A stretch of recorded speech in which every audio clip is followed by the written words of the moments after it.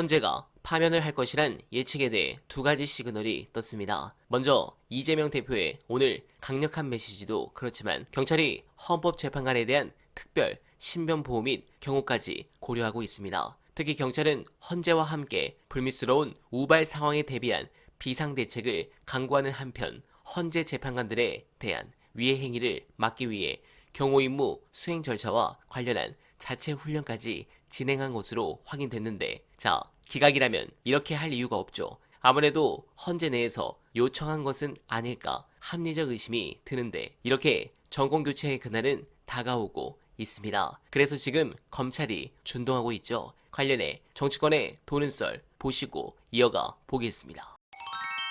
근데 이게 일종의 신호거든요. 네. 아, 정권이 자빠진다. 권력이 이제 비틀어 말라가지고 이제 죽는다. 네. 라고 했을 때 가장 먼저 그 등에 칼을 꽂는 조직이 지금까지는 이제 항상 검찰이었기 때문에 그 냄새만큼 이제 기가 막히게 맞는단 말이에요. 네. 그래서 우리가 여기 하나 딱 앉아봐야 되는 게 어저께 갑자기 김건희가 연루된 의혹을 받고 있는 삼부토건 주가 조작. 그것도 다른 사람도 아니고 네. 윤석열이 너무나 신뢰해가지고 검사 출신의 경제적으로 아무런 경험이 없는 사람을 금감원장을 꽂아놨던 이복현. 네. 이복현 금감원장이 직접 나와가지고 이 사건은 우리가 가장 중시해서 들여다보고 있는 건이다. 이렇게 얘기를 해버렸단 말이에요. 네. 6개월을 묵혔다가 갑자기 왜 이 시점에 다음 주에 탄핵 인용당한다는데 이복현이 튀어나오느냐 얘기 들어보니까 네. 이복현 원장이 이제 주변에 항상 그 얘기를 한다는 거예요. 나는 임기를 채울 것이다. 지금 말하자면 그래서 검찰의 초 이복현도 뭐 밖에 나와 있지만 사실 3년 전에 검사였습니다. 네. 그 초기 봤을 때 지금 이거 자빠지는 정권이니까 빨리 칼 한 방이라도 더 쑤셔 넣어야 된다.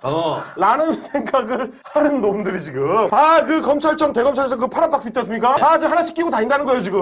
여차하면 뛰어들어가려고 준비 중이다라는 얘기가 이제 어떻게 보면 이제 검찰의 생존 본능이고 해석을 좀 좁게 하면 저렇게 나와요. 한동훈 밑으로 헤쳐모여다. 그러니까 검찰이 결국 자기네 출신의 한동훈을 밀어가지고 한동훈을 띄워줘서 다음에 정권이 어떻게 되든지 간에 우리가 살아남기 위해서 그래도 우리 형인데 동훈이 형을 좀 만들어봐야 되지 않겠느냐라고 하는 해석들은 제가 봤을 때는 1차원적인 해석입니다. 그 다음 단계 검찰 조직 애들은 이게 일종의 집단 뭐 사념체란 말이에요. 얘네들은 집단적으로 사고하는 조직이야. 그래서 거기서 생각할 수 있는 게 우리 선배, 우리 형, 우리 법무부 장관 지냈었던 뭐 한동훈 그런 수준에서 멈추지 않고 조금 더 넓게 봅니다. 우리 조직이 살아남으려면 어떻게 해야 될까? 이 고민을 할 때 검찰의 생존 본능은 어디로 움직이느냐? 조직을 살리는 쪽으로 움직입니다. 누구 하나를 뭐 찍어가지고 얘를 띄워 이런 게 중요한 게 아니고 우리 조직이 안 다치고 우리 조직이 여전히 권력을 갖고 있는 상태로 생존하는 거. 이게 가장 얘네한테 중요한 거기 때문에 한동훈 밀어주기 따위로 그치지 않는다. 좀 더 큰 범위로 보셔야 돼요. 이를테면 뭐랑 연결해서 보면 좋냐면 김성훈 경호처 차장이 저희가 초반부터 이제 계속 주목을 했었지만 어디 이제 뭐 제가 다른 방송 나가서 늘 얘기했던 게 검찰이 어느 수사를 뭉개고 있는지를 봐야 된다.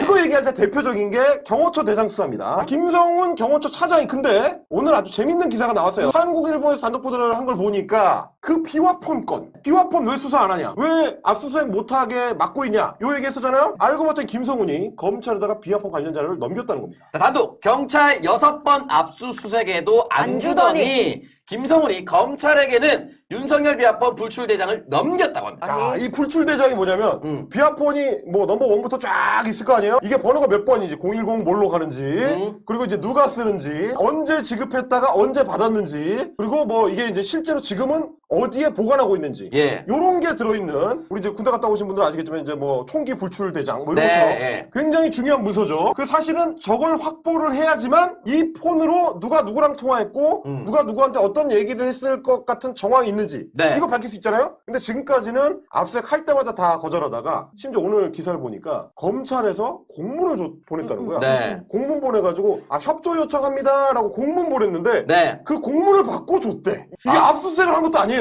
그 기사를 다시 한번 띄우겠습니다. 왜냐면 여기 소제목에 나와 있거든요. 소제목에 두 번째 검찰 참고인 신분. 참고인입니다. 피의자가 아니에요. 이것도 보시면 뭔가 협조를 해서 적극적으로 협조한 것 같지만 아주 범위를 좁혀가지고 받았습니다. 윤석열 부부하고 뭐 곽종근 뭐 이진호 이런 이제 군 사령관들 김용현 국방부 장관 그리고 노사원까지 딱 거기까지만 받았어. 그러면 협조 요청을 해가지고 제대로 받을 것 같으면 다 달라고 하면 되잖아. 지금 누구를 안 달라고 했습니까? 국무위원들, 박성재 법무부 장관, 조태영 국정원장, 이런 사람, 이상민 행안부 장관, 이런 사람들. 그래서 국무회의에 참석을 해가지고, 그날 국무회의에 참석을 해가지고 개헌 문건을 받아서 시행했을 걸로 의심되고 있는 국무위원들. 요거 안 받았어요. 네. 그러니까 요청을 애초에 안 한 거야. 안 준 게 아니고 요청을 안 해. 우리가 계속 얘기했던 거. 왜 국무위원들에 대한 수사를 진행을 안 하냐. 그 키는 박성재 법무부 장관이다. 그리고 비하폰을 받았던 검찰 내 인사가 누가 있습니까? 이진동 대검 차장. 네. 자, 이진동 대검 차장하고 박성재 법무부 장관은 경호처 폰을 통해서 김건희나 윤석열이랑 통화를 했을까 안 했을까? 이걸 파봐야 될 거 아닙니까?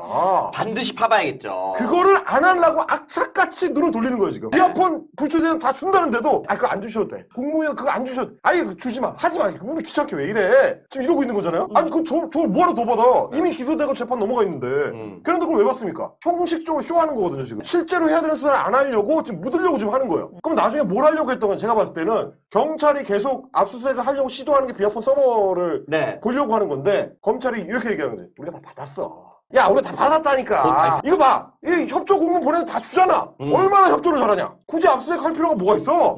구속할 필요 있어, 이거, 이 사람? 협조 잘하잖아. 딱 이 그림이거든, 지금. 이 그림으로 김성훈이랑 짝짝꿍 해가지고 자기들이 원하는 정보만 딱 받아서 원하는 만큼만 기소하고 끝낸다. 그럼 지금 뭘 보호하려고 합니까? 이 정권의 핵심부.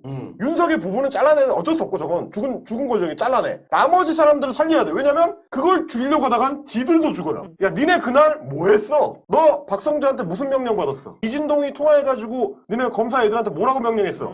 이게 지금 나올 거니까. 네. 그거를 보호해야 다음 정권에서 우리가 정당성이 서지. 음. 그리고 계속 얘네가 뭘 텁니까? 경찰 국수문 계속 털어요. 계속 압수수색하고. 네. 뭐 피의자 신분으로 나와서 조사받으라고 그러고. 경찰 털고 우리는 안 털고.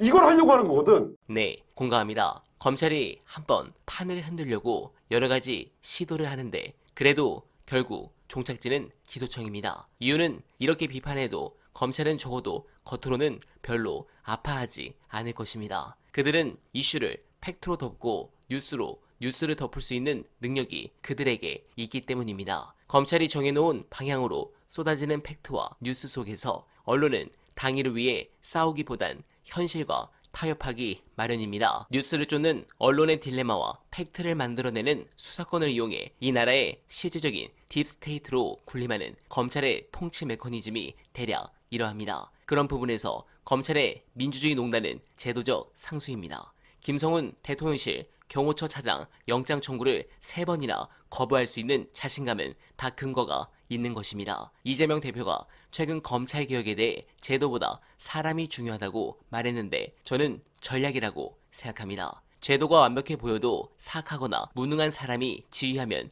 조직을 망칠 수 있지만 애초에 제도가 잘못 설계되어 있다면 아무리 훌륭한 사람이 와도 남용되거나 오용될 수밖에 없습니다. 검찰은 후자에 해당합니다. 반드시 차기 정권에서 검찰의 역사가 끝나길 간절하게 바라며 어나바는 오늘도 최선을 다하겠습니다. 여러분 고맙습니다.